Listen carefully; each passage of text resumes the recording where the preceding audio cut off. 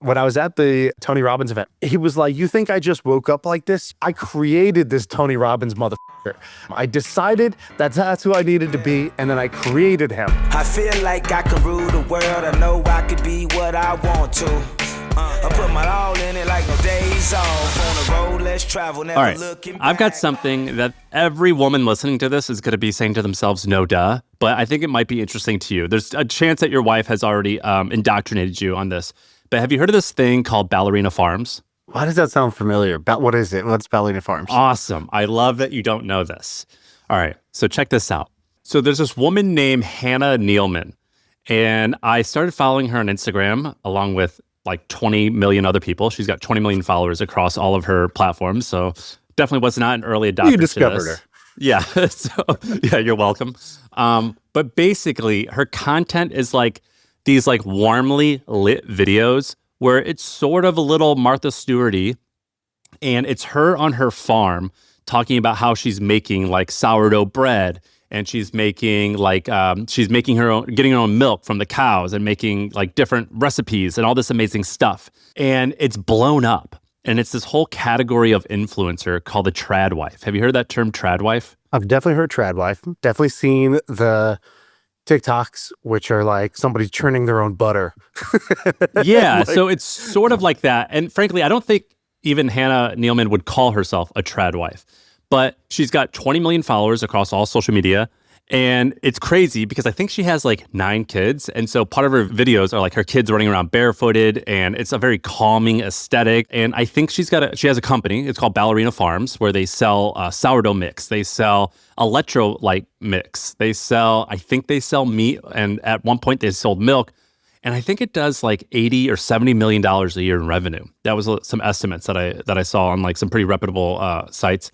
And it's kind of this phenomenon where now her store, she has a physical store as well as an online store, has become this destination that these young women just like are kind of obsessing over. And I found this to be very fascinating for a few reasons.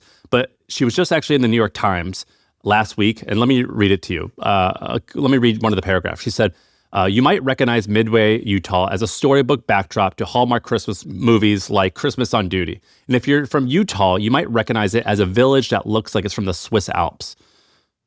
But if you're a woman with any degree of susceptibility of gingham aprons, hand-hemmed sourdough knives, milk cradling on a thick layer of cream, then you might recognize it as this place called Ballerina Farms. Ballerina Farms, which supplies a store in this town, is a working farm about a half-hour's drive away from Midway, and it's in between snow-frosted mountains and cow pastures of rural northern Utah.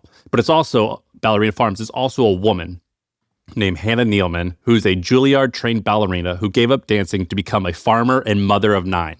And it goes on to like explain the story of how this woman, Hannah, has blown up, but it comes with a lot of hate, what she's done.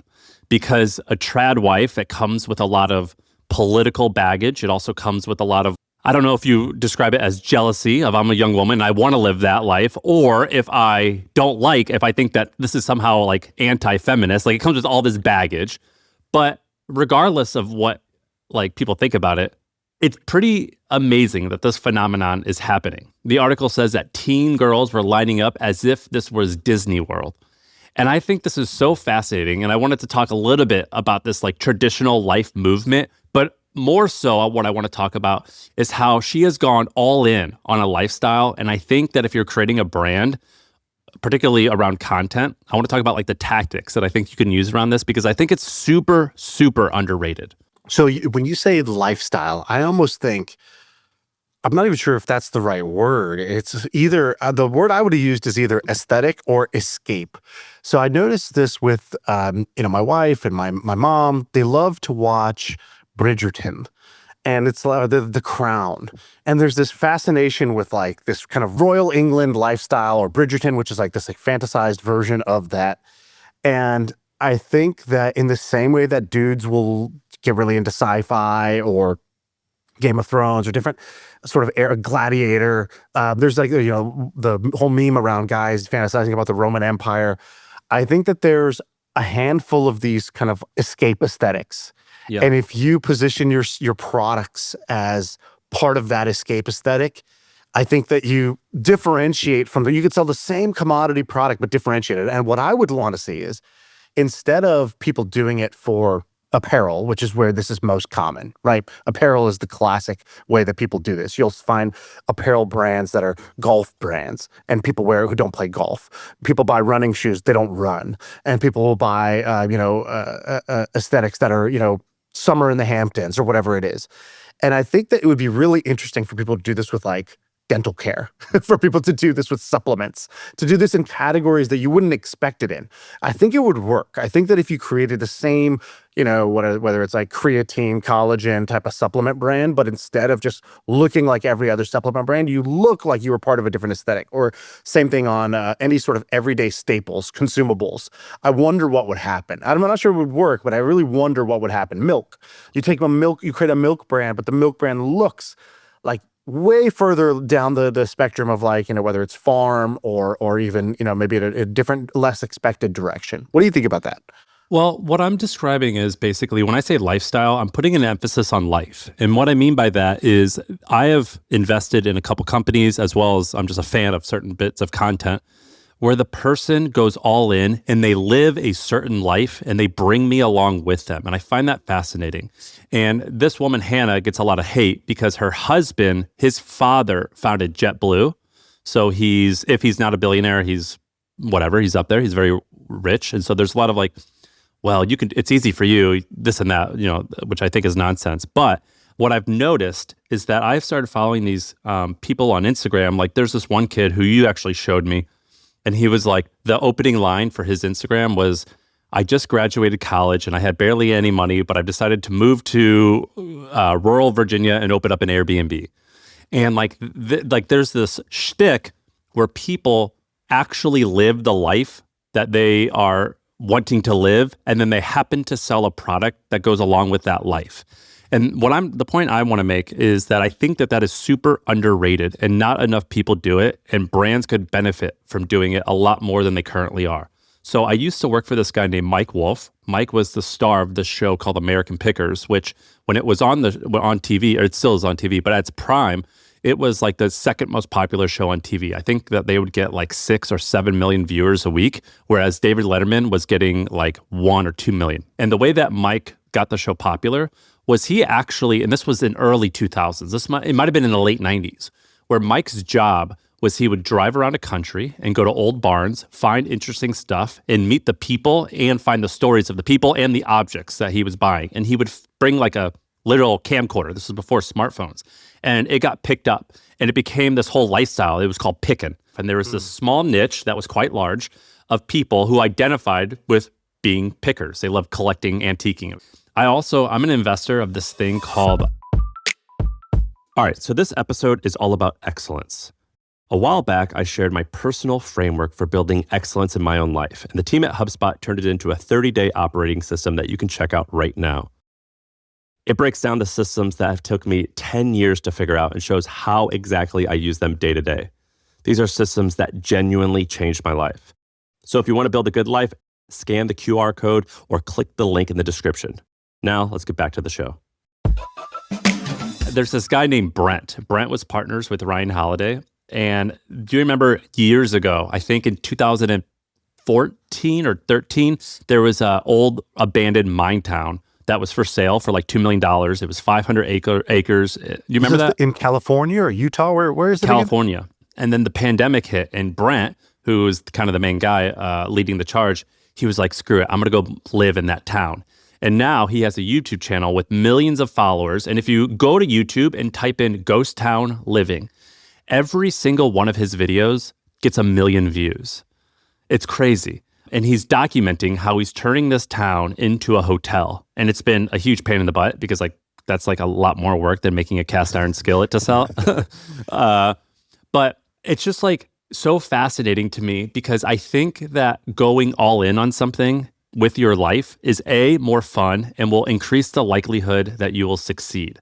And I think that there's a framework behind it. I think that you have to find a thing that sings to you, that you're interested in. So the easiest one, so basically the moment you start typing on a computer, by the way, this concept gets kind of lame.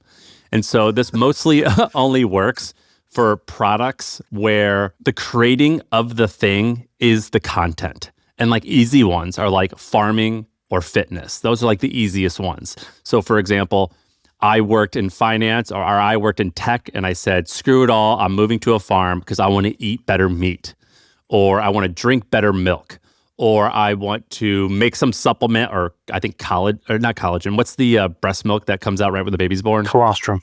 Yeah, like that's like all the rage, where it's sort of like this, there's a story arc of I was this person, I want to become this person, come along this journey. And for the few of you who truly are bought into this, I happen to have a product that you can buy. But the making of the product needs to be the content. This is timely because the World Cup has gone on. Have you ever seen World Cup Dad?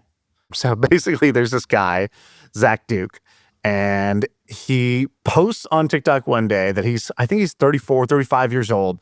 He's like, I'm a 35-year-old dad who's never played soccer, and I'm training to be on the World Cup team. And he got kind of like a dad bod. He's got a little bit of a gut. But he's like, he's kind of like, he's definitely athletic at the same time. And so he's like this weird, like, Awesome. Immediate visual hook of this unathletic looking guy, but he's doing pretty athletic looking things. And he says he's never played soccer and that he's going to make the World Cup. Like, what does that mean? And he went mega viral. So it was basically, can a dad who's never played soccer make it to the 2026 World Cup? And he started training like hard every day. He would post everything that he's doing. And he didn't say like, I want to see what can happen. He was like, I will make it. It was very like manifestation oriented. Like, I'm doing this. And so the haters loved it in the comments. But then there were some people who were pretty inspired by like what he was doing and like, hey, it's actually not bad. He actually is looking way more fit. Hey, actually, he does have pretty good touch. He's not bad. And so he started doing this, and he actually he kind of made it pretty far. So he got in legitimately great shape. If you go look at his videos, we put him on the screen here. He got pretty good at soccer, like if for a guy who never touched a soccer ball. And then he started getting like all these like brand deals and opportunities to play on these like small, like 3-on-3, 7-on-7, the Adidas Cup. And so all this like kind of amazing stuff happened. Like, no, he didn't make it onto the U.S. national team, but You don't have to. he transformed his life. You don't have to. I bet his videos get more views than 8 of the 11 guys on the starting team on the actual World Cup team. And so in a way, yes, he didn't make it, but man, that's pretty impressive how far he got. This guy changed his own life just with doing what I call like man on a mission content. So I have these like different content buckets in my head. One is called man on a mission. Another one is like you said, like the sort of escape lifestyle where you say, oh, this is just how I live. Like, I'm just the type of person who does this. There's this woman who goes viral on Twitter because she just walks every day and eats like natural food. So she'll just post a tweet. I think we talked about her before. She posts a tweet and the tweet's basically like, walked, 6.5 miles and ate a chocolate cake. And it'll just be pictures of like the scenery where she walked and a giant chocolate cake that looks really great. It'll have like 10,000 likes on that one picture. And she just posts the same thing every day. That's the whole content shtick. And I think it's kind of amazing. This idea of like, you can make this decision to become this person. You don't have to be the person at first. So for example, one of the reasons I love the entrepreneur, Ralph Lauren, is because he had this great line where he was like, some people, he's like, I'm a Jewish guy from like New York City, and yet I sell like Western wear. Sometimes people would criticize me, but the fact is I would want to be more brave. And so I would sometimes wear like vintage military gear, or I would want to be like a little more adventurous and I would dress like a cowboy.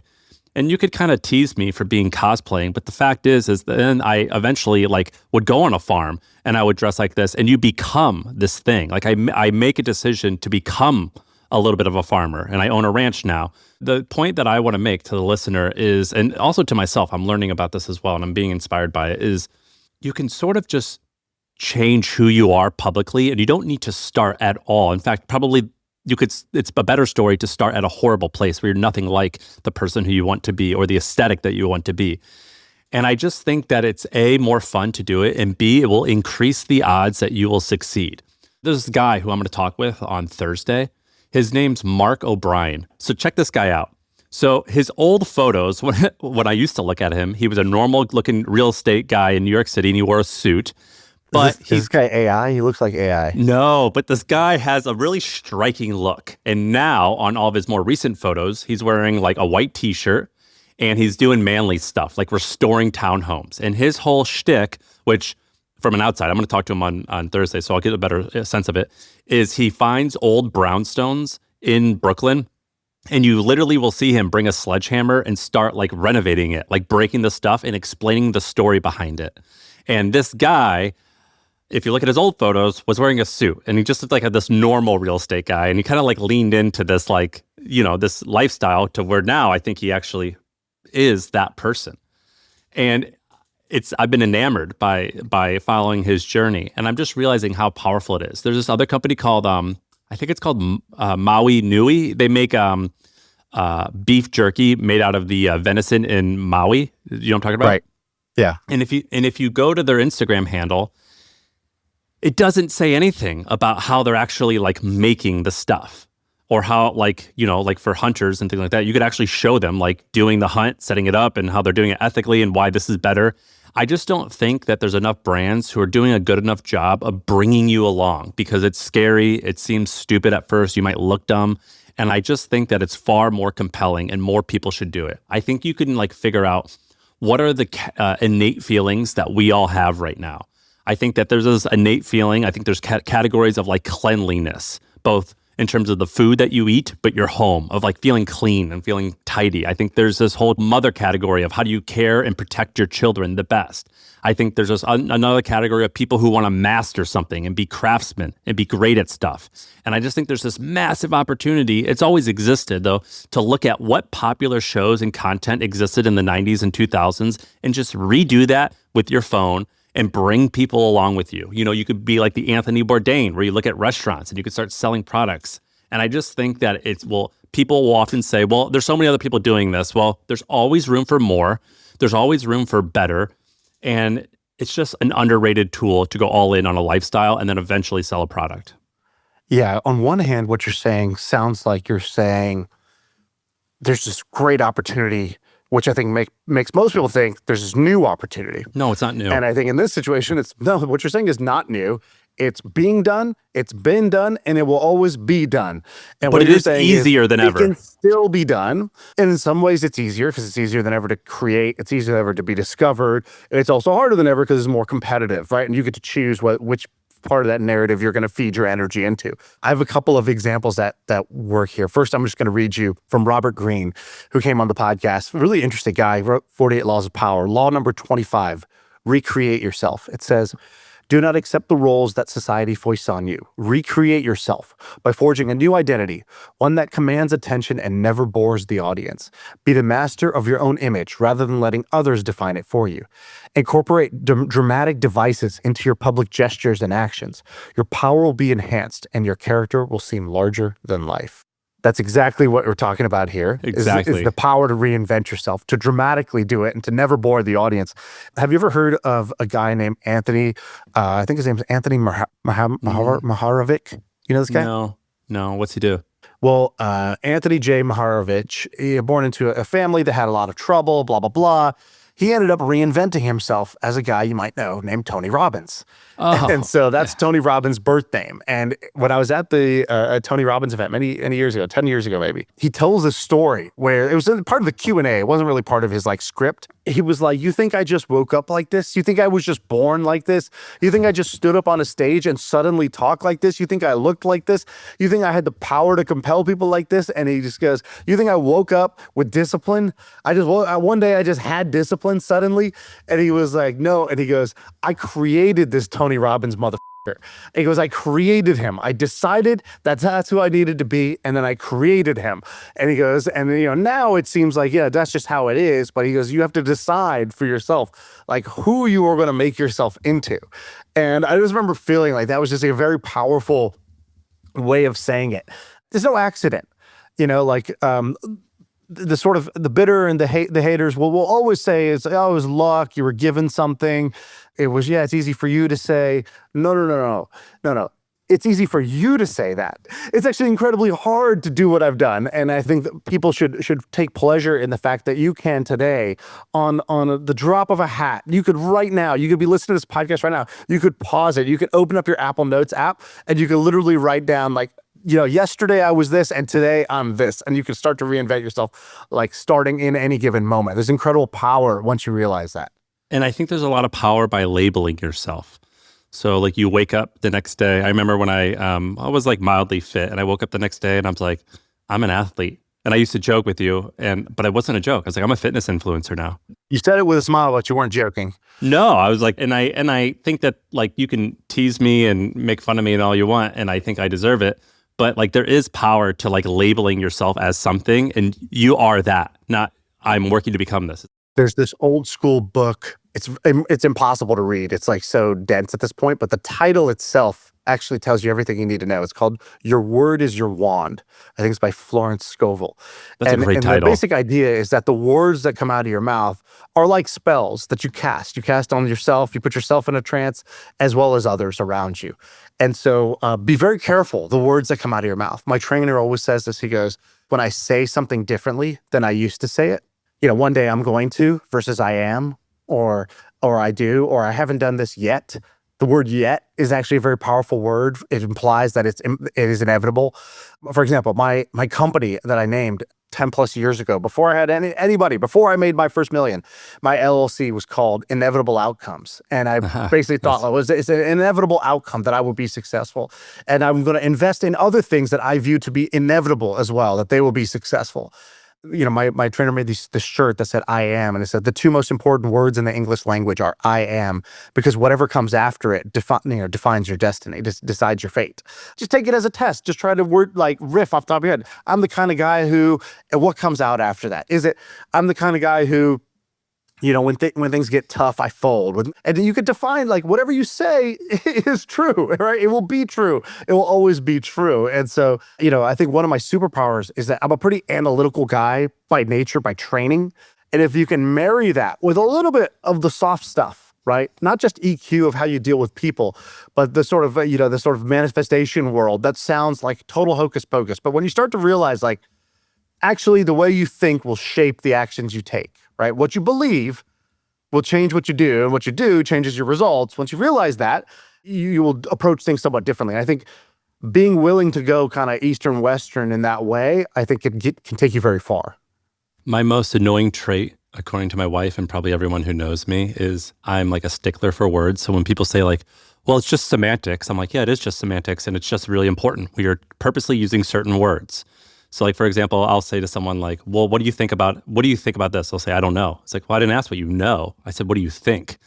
So what's the point of words? What's the point of words if we're not going to use the right words?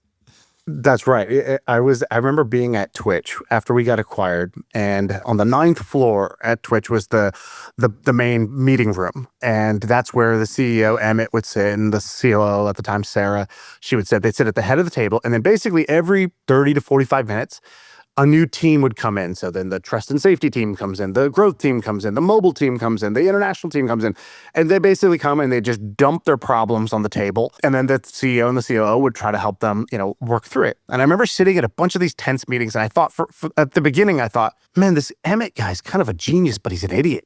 He's really smart, but man, he gets focused. He gets hung up on the dumbest things because he would always get hung up on words. And you could tell that the teams hated it, that he would get into these, what he would call the Socratic debates about things. And he would just be debating the team endlessly about the most minor sounding things. And over time, I came to appreciate that, well, there were some times that he took it too far. There's a cost to doing it, but there was a great benefit in doing it too. I remember in one meeting, he was talking to the team that decides the homepage, and they said something like, oh yeah, but that's algorithmic versus editorial. And he just got hung up on this. He's like, what does editorial mean? And then they laughed, and he's like, no, what do you mean when you say the word editorial? And they're like, well, there's editors who pick it, so it's editorial. He goes, and who are these editors and how do they pick it? And it's not like he had some destination in mind that he was leading them into some trap. He literally wanted to understand the specific meaning of the words that were coming out of their mouth and get a shared understanding of what each of the words mean. Because in his view, it was we will never get to the right solution if you say words that mean one thing and I say those same words and they mean another thing. We're screwed. And so he would always go to this painstaking, semantical debates with people that for a while seemed are we just going in circles here? What does this really matter?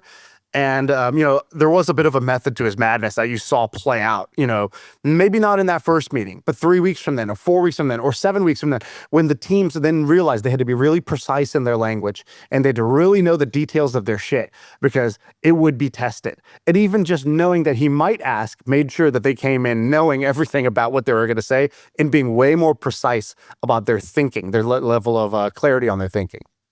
My sophomore year of high school, we had to take a class, a speech class. That was the best class I've ever taken in my life. And the best lesson that they taught us was you must always define your terms. And I deeply believe that to be true. For anything that you're discussing, you have to deeply define your terms. The downside of that is that you look like an asshole, and it's pretty annoying. It is quite annoying when we do this, where someone will say something, and you're like, what do you mean? And they'll say it again. It's like, those words don't make sense to me. Can you use other words? And what you find is that if they have unclear words, they have unclear thinking. And so it becomes really obnoxious and annoying, but I do think it's really powerful. I just saw this other story. It was on 60 Minutes last night or the week before. You probably have never heard of this. It's called the Mountain Pass Mine. And the story on 60 Minutes was basically these two hedge fund guys, and I think that they were like mildly successful, but they somehow raised money, and I think they raised $20 million, and they bought a mine I think at the border of Nevada and California. And now, if you Google Mountain Pass Mine, I think the company name is called MP Materials Corp. It's a $10 billion publicly traded company. And the whole story, which was really cool, and they had to use the platform of 60 Minutes as opposed to their own, and I think they should use their own, was two hedge fund guys who knew nothing about nothing, are now wearing hard hats, driving an F-150, and they're in the thick of it. They are literally learning this as they go, although it's been 10 years now, so they probably have learned a lot.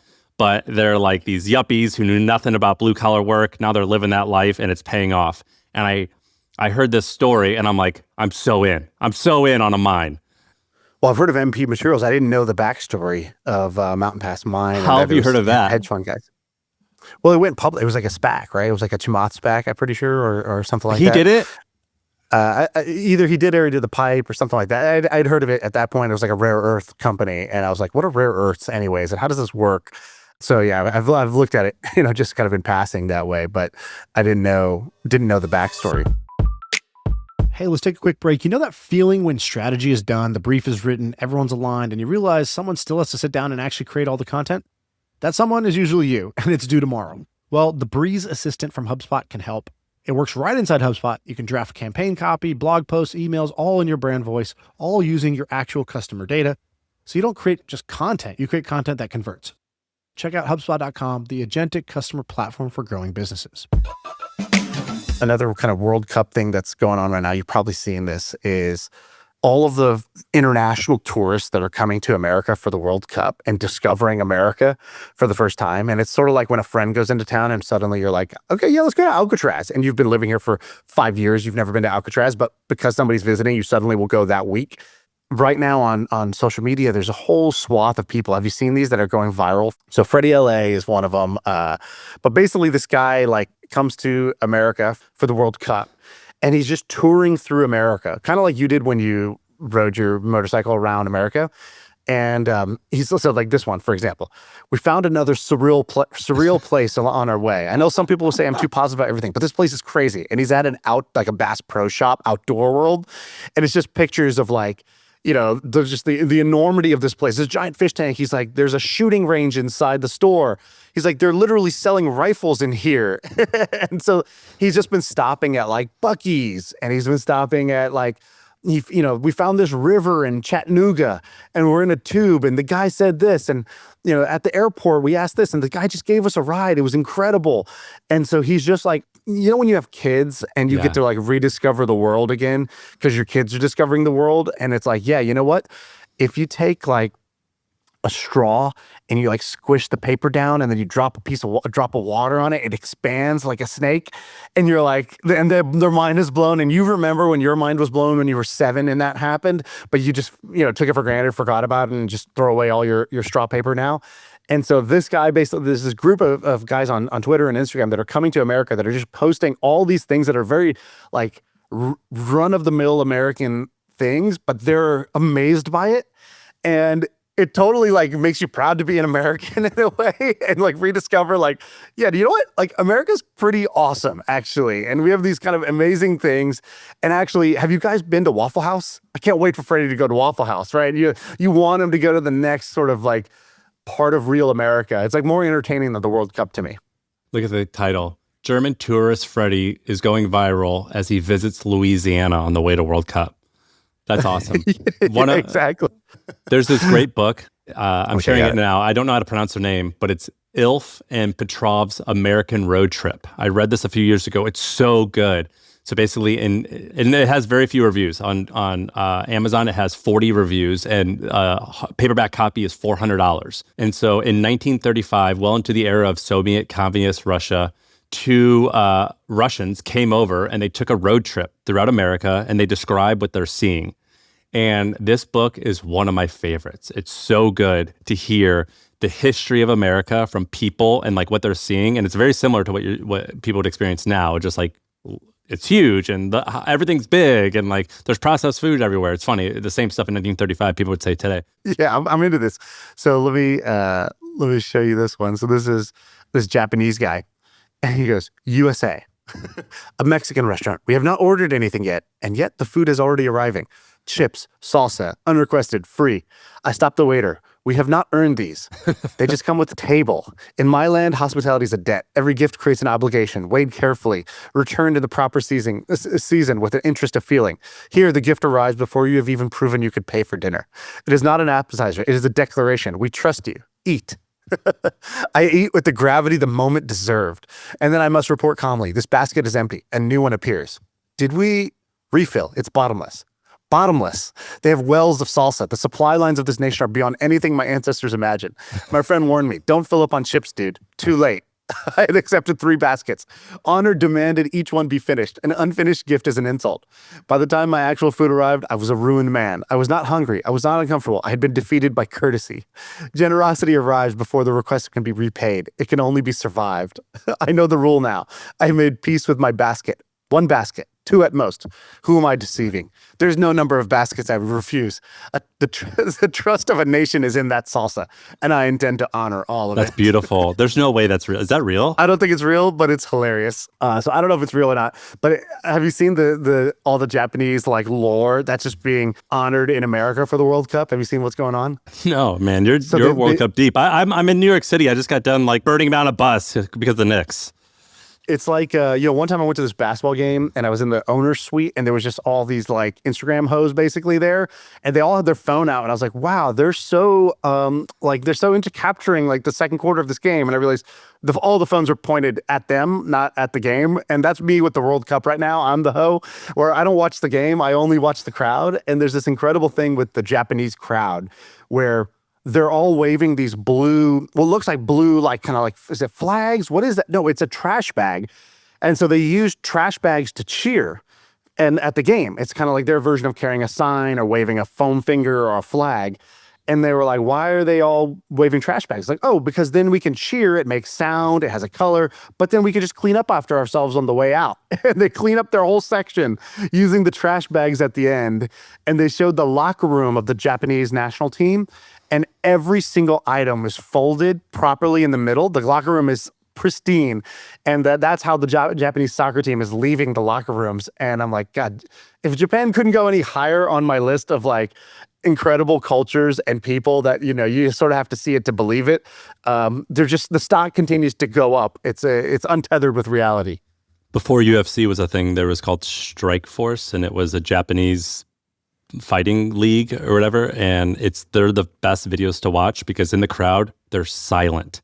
And then you hear the punches, and it's really hard to watch almost. And they only cheer on like the epic big punches. And it's like very strange and awesome at the same time.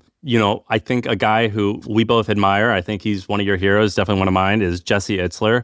And it's this idea of like buying into the lifestyle. And I think that in particular right now, we're in this phase where people are trying to balance, like, how do I work hard in my job, and particularly women? How do I work hard in my job and be a good mother? But same thing for fathers. How do I work hard and be a family person while also being fit? Like And I be see fit. everyone. Did you see Jesse's story on Instagram the other day? I just know that right now he's like Uncle Rico. Jesse wrote the song for "Go New York Knicks," "Go New York," and whenever the Knicks start playing again, that's his story that it brings up, and I love it. I'm not sick of it. So he was at Madison Square Garden when they won, I think Game 4 maybe, and he leaves and he sees this guy who's giving like rickshaw rides or whatever. What do they call it in New York? Where it's like the guy's biking and you sit in the carriage behind it, whatever that's called. Yep. Like, so he hops in, as billionaires do, and he was like, and that guy's playing the "Go New York, Go New York, Go," and he's like, "That's my song," and the guy's like, "No." And he's like, "What's your name?" And he like looks it up. He's like, "That's your song?" And he's like, I got to give you a ride around town. So he just rode around all of New York with this guy and he just posted it. And there's a small set of people that I feel like they don't have any more time than the rest of us, but they seem to be getting a lot more out of their time. And there's something to be studied and learned. And there's a reason that I get interested in these folks. Nick Gray is one of these people. I think Jesse's one of these people. There's a handful of these people that seem to kind of go with the whatever way the ball of life is bouncing. They seem to just experience more and have a sort of like tap dancing through life sort of experience. Even when they do hard things, it just seems like, enjoyable in this way because they're like surrendered into it. I don't know what it is, but that's something I think the art of living well is not well understood. And for me, it's a bit of a mission to understand what gets you more out of the hours rather than like always feeling like if only I had more time, then I'd get more. And it's like, actually, I think kind of bullshit. I think you're wasting a ton of time either doing fake busy work or just on social media. And two, even if I gave you an extra 4 hours, I don't think you'd get any more out of life. I think you just fill it with more of the same feelings you currently are having, whether they're stress or anxiety or any of the others. I've been meeting these people. So I live in a building in Manhattan, and there's rich people and there's poor people in this building, and I really like that. And we were contemplating getting we got a great place, but we were like, oh, should we get more space for more kids and all this stuff? And then I met this family that has, it's a family of 4, husband and wife and 2 girls, twins. And the girls are now 18 or 19 or something like that. And they've lived in this same 1-bedroom apartment for 30 years. So the mom and dad lived there. And I was like, how do you guys, like, what's your sleeping arrangement? And they're like, well, mom and dad get the bedroom and we have like this Murphy bed that we sleep in the living room. And part of me was like, obviously it's like, ooh, I don't want that. But then the other part, they start telling me these stories and I actually go to their apartment and we all hang out. And I'm like, there's a lot of inconveniences here, but there's a lot of conveniences here at the same time, which is you guys are all together at the same time. And it's kind of nice. And I think that like, we were looking at this other place and I'm like, there's 2 living rooms. Why? I don't want 2 living rooms. I want 1 living room. I want everyone to be in the same room at the same time all the time. And I think that like there is this inherent want that many of us have, myself included, of more, bigger, bigger, bigger. And I just don't think that is oftentimes the answer to creating a memorable life. And there's an amazing post that's kind of gone a little bit viral. You might have read it by Julie Zhao.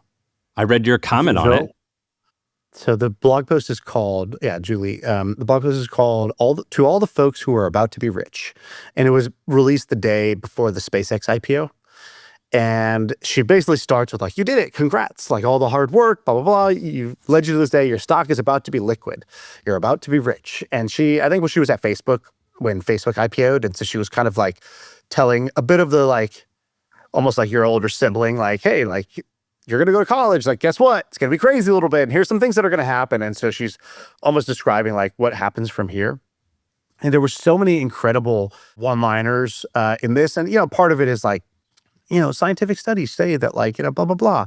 After 1 year, lottery winners default to the same happiness that they were before. Yeah, exactly. And so there's one line I love. She talked about like the 3 groups of people from when she saw the Facebook thing. Some of my former colleagues slipped away from tech like aquarium fish being flushed out into the ocean, off to find their true homes. Engineers who decided they're not going to code anymore. I saw people become chefs, hoteliers, artists, therapists, writers, teachers, parents. These groups always fascinated me because I was watching some sort of Cinderella transformation. Who would you bloom into once you were given the gift of true freedom? So that's like group 1, she calls the fish. And then group 2, she calls the leisure class, which is basically people who say, oh, I'm going to pursue this lifestyle of leisure. So I'm going to travel to all these wonderful places, Michelin star restaurants, have a sleek new home with all the fancy furniture, forget IKEA. I'm going to do the Disneyland VIP tour, Coachella. I'm going to buy a $500 hoodie from Japan. And then she's like, and then there's the others who continued on the same track in tech. They become VCs or founders, and they continue to march to try to get a higher high for the next few years. They're chasing the thrill of the climb. And she's not really saying one is better than the other, but she does sort of lay and have her own take. But she says, I saw it play out in all 3 groups. I know people for whom the money simply let them check off some goals, like paying off their parents' house or having enough for retirement. Maybe they upgrade their car or their house. And largely they stopped. They didn't change how they carried themselves. They didn't change who they hung out with. They did not take up the game of more. And so she talks about this idea of the game of more. And she was, I think the way she said it was like, there is a game, and that game is called more. And once the money lands, a question will be waiting for you to think deeply. Am I still playing? And I just thought, like, if you just take this idea of there is a game and a game called more, but it's more of what? What do you want more of? Do you want more leisure? Do you want more travel? Do you want more challenge? Do you want more impact? Do you want more authenticity to who you are? Do you want more joy? Do you want more kids? Like, what do you want more of? And I think this is a very powerful question of, if you assume for a second that everybody's playing some game of more, right? We've not renounced our desires. We all wake up today, we're going to go do some shit, but in the name of what? And I just think it's actually pretty powerful to put a name on, like, what is the game of more that you're playing right now? I think it's actually a really, really hard question. I think you might be embarrassed by the answer to those questions if you looked at your actions and you said, what is this action in the game, what am I seeking more of? If I'm going to post a story of my vacation right now on Instagram, what am I seeking more of? I'm playing the game of more, and that's a game of more validation, more status, more prestige. I like that I don't post stories because I've opted out of that. But like, I have opted into a game of more in other flavors. And so I just think this is a really, really powerful idea. I don't know what you think about that.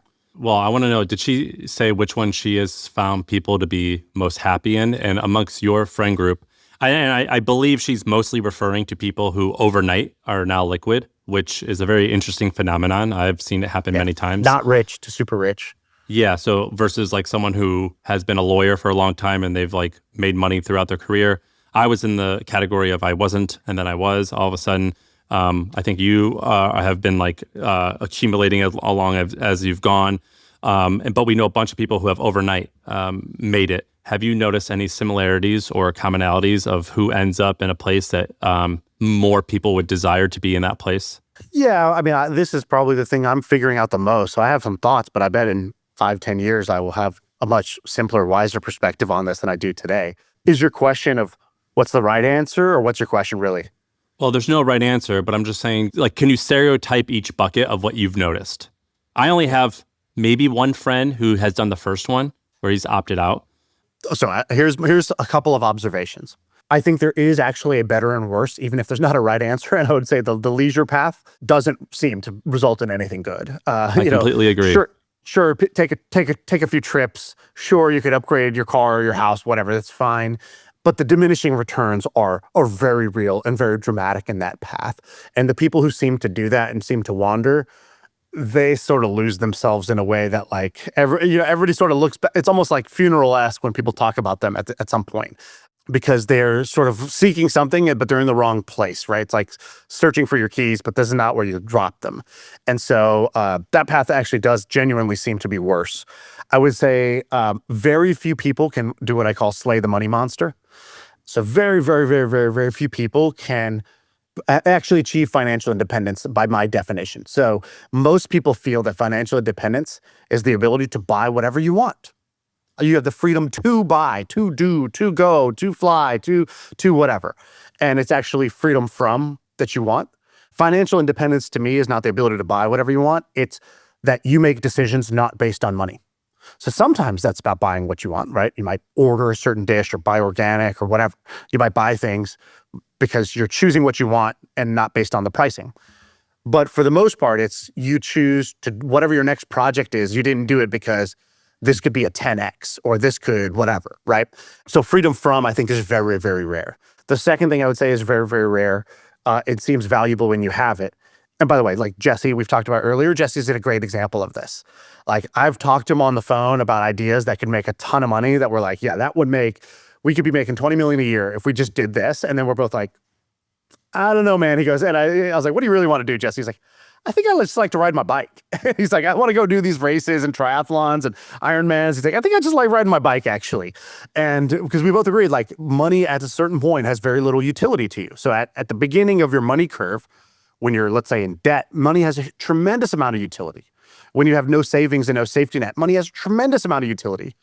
And then as you get to be comfortable, money has less utility, but if it buys you back your time, you don't have to work, you get way more utility. At a certain point, you're trading very valuable hours of life energy for useless dollars that you have no ability to even spend to improve your life. And I find that vast majority of our friends who have achieved that, they still make that horrible trade of valuable life hours for useless dollars. And so I think that that's like probably the most common observation is, man, that must be really hard to kick. That most people can't do that. Today's podcast is brought to you by my friends at Mercury. They make the world's best banking product. I think you know this already. I use Mercury for all of my businesses. I think I have like maybe 7 or 8 businesses. We use Mercury as our business banking across all of them. And now they actually just launched a personal banking account. So I have my personal account there. I moved off of Wells Fargo and Chase. I'm just all in on Mercury. Why? I like products that are easy to use. I like products that get me and the problems that I have. So like very easy to make a joint account with my wife. Very easy to spin up virtual cards. One click and I get savings yield. It just has all the stuff that I need in one place. So if you're looking for the best banking product on the market, it's definitely Mercury. I will fist fight anybody who disagrees with me on that. Go to mercury.com/personal and learn more. Mercury is a fintech, not an FDIC-insured bank. Banking services are provided through Choice Financial Group and column NA, members FDIC. The other observation I have is that man needs a quest. Man needs a project. But you got to choose what is the quest and what is the project that is going to light you up. And I don't think very many people are able to do a very good job of that because we're incredibly mimetic creatures. So if all our friends are starting companies, we start companies. If all our friends are investing, we start investing. And we rarely ask ourselves, what do I really want? You know, there's this idea of like mimetic, which is Rene Girard and Peter Thiel have like really popularized this idea around what we want because other people want it. And so I think a very valuable trait in humans that I've sort of started to observe is people who are anti-mimetic, meaning people who seem to want things from their own internal volition and not because other people want those same things.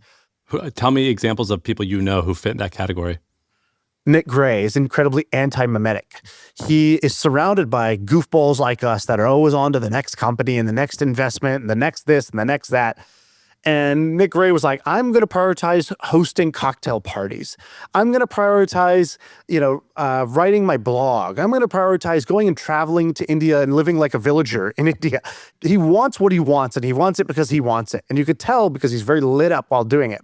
And you could tell the people who don't because they have everything and they're still not lit up. Why? Because they're choosing things that other people want. Tony Robbins had told a story once at his event where he was talking about eating dinner with his wife. And she said this thing which she was like, the waitress brings out her burger and it's a burger with, pickles and blah, blah, blah, and blah, blah, blah. And then they were talking about this idea of like, are you even doing what you really want? Or are you just sort of still programmed and conditioned by your upbringing, by society, by your friends, by whatever? And she's like, whose burger is this? Like, why do I even order with pickles? I don't even like pickles that much. Maybe I should start ordering differently, right? Like, and I think that metaphor applies to a lot of life. Like a lot of what's around you is a burger you ordered. That's like, is this even how I like my burgers? Maybe I like my burgers, medium or rare. Maybe I like this, maybe I like that. And so once you sort of become alert to it, you might start to observe examples of people who operate this way. Like I think Palmer Luckey is incredibly anti-mimetic. He was doing everything, every project he's picked is incredibly unpopular when he picked it. This is sort of the test, right? Like how popular is the thing you're doing amongst the people who you associate with or want to be like. And, doing virtual reality goggles when he was 19, living in a trailer park.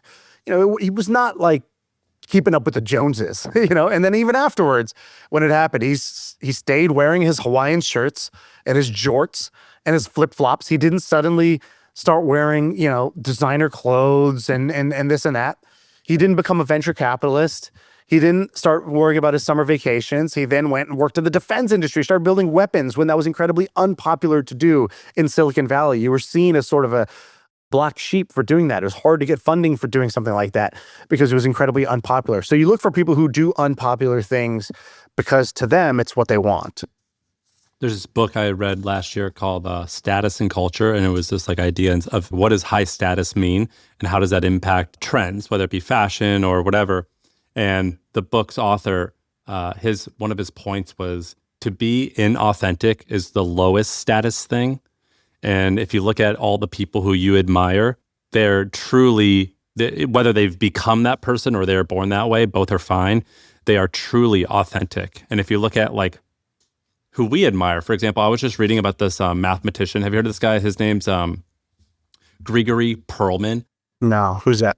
Well, he's one of the greatest mathematicians of all time. And he won the Nobel Peace Prize, the Nobel Prize for math, I guess, or was it economics? I forget. I think there's a math one.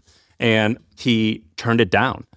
And he's like, I'm not about this. I didn't do this for this reason. And then like someone calls him to like say, hey, you won the prize. And his famous quote was, "You're disturbing me from picking mushrooms." And he hung up and he never collected the prize. He never collected the prize. Yeah, exactly. He did not. And you hear about these guys that are rebellious like this. And what I've noticed is that the worst thing that you can do if you're going to be someone, like for example, I think I've fallen partially in two of the categories of the three that you've mentioned, and I've been a little bit half pregnant with them. And I think the worst thing that you could do is to be unbalanced about where you fall and to go all in on which type of person you want to be and to not half-ass it and to go all in. Not hedge. It's a very scary feeling. But if you do go all in, so for example, I don't like everything Palmer Luckey does or says, but I respect the hell of the fact that he seems authentic and he does believe the way that he acts and says. But if you look at other people, for example, some of the times you'll hear Elon say something and you're like, dude, that's cringe. Why is that cringe? It's like, well, it's cringe because I don't think that you truly feel that way and you're just doing this for laughs. And like, that's like the idea of authenticity. Yeah, exactly. Look at an example of somebody who's incredibly anti-mimetic. Warren Buffett. So Warren Buffett became, at one point, the richest man in the world. He lived in the same house in Omaha. He drove the same car. He liked his breakfast from McDonald's. He liked to drink Coke. He loved to read. So he read. He resisted basically every fad and trend. He did not participate in the tech bubble, basically. He did not participate in tech altogether because he didn't understand it. And he stayed true to his principles, right? He loved to read, so he read. He loved to play bridge, so he played bridge. He had certain small set of friends. He stayed with them. Like he closed down his fund at one point because he was like, I just don't see good opportunities. He goes, I think what everybody's doing in the market right now seems crazy. I can't understand it, and the fools are getting rich. So I'd rather not play than play their way. This is literally like the definition of anti-mimetic. He literally closed down the Buffett partnership after like he had run it up to like 100 million. He'd gone from like a couple hundred thousand to 100 million in the 60s or 70s, something like that. And I'm like, damn, that's incredible. And then I think, practically speaking, it's kind of like, when you want to get fit, like if you were to advise me, you're like, all right, Shaan, you've been talking about getting fit. Let's get real. All right. You want to get fit? Here's the first thing you need to do. Here's the second thing you need to do. What would be in the top 3 of things you need to do if you're real about getting fit? Probably eat your body weight in grams of protein. Okay. So you pick one metric that you're going to optimize for that like is a non-negotiable daily set point that you're trying to hit. Okay, next. I would say probably walk 10,000 steps while lifting weights 3 days a week. And what's usually the leak for somebody who's trying to get fit, but they keep snacking or they're eating late? Right? What's the solve for that? Because that's the problem. How do you solve that? You remove barriers. So for example, the day you say you want to get fit, you immediately go to the gym and buy a 1-year membership. Or the day you want to eat better, you immediately throw everything away that you think is bad. You have to remove all Just friction. Don't have it in the house. And so that I think what's the equivalent of that in terms of living life well or living this sort of anti-mimetic life where you actually, if we take this train of logic, which is that you will be most lit up and happiest when you're living authentically and in line with what you really want and living in line with your own values. To me, it's basically like, if you spend all day, you spend 3 hours a day looking at other people on Instagram and TikTok and the way they're living their life, I think it's the equivalent of having like a free vending machine of snacks in every bedroom of your house. This sounds like such a silly hack, but I've noticed whenever I wanted to become something in life, if I unfollow everyone on Instagram and only follow the people I aspire to become, you 100% get closer to being that person. So like I remember when I wanted to get fit, my Instagram feed was literally only shirtless ripped dudes. Yes. Immersion. Total immersion. To dress better, I unfollowed everyone. I only followed people I wanted to dress like. Did I tell you the story of when we were hanging out with Mr. Beast and he told me the story about getting fit? Well, I know that he painted a thing on his wall, which you'd explain. You got to explain what he painted. So I was hanging out with him. We see him every year, once a year. So I was like, dude, you got in incredible shape. Congrats, man. Like, how'd you do it? What was the thing? And he goes, you see that really jacked dude right there? And he points over at like a guy who thought was like his bodyguard or something. He's like, that's my trainer. He's just with me everywhere I go. He's watching everything I eat, everything I do, and I just hang out with him a lot. He goes, then I told all my friends, like, his boys that he's grown up with, that he does, all his videos with, and he's like, hey, I'm getting fit, and this is going to be a lot easier for me if you get fit too, and you have to be as committed as I am. Otherwise, I'm not going to be able to hang out with you. He's like, because if I'm hanging out with you and you're eating pizza, that's too hard for me. I'm going to have to suddenly resist pizza. So like, how about we just all do this? Or if you're going to be the guy eating pizza, just know that I'm not going to be hanging out with you as much because like, I just can't do that. This is my priority. So I'm going to do this. And basically like changing your peer group, what usually means is like you go join a different set of peers. You move to a city of really ambitious people if you want to, go start a company, or move to Hollywood if you want to be an actor, or you start to go to the gym with people who go to the gym every day because it'll become a part of your lifestyle. Well, he was like, for his own friends, he's like, you need to change your lifestyle because I'm changing mine. And otherwise this is not going to work. We're not going to be hanging out very much.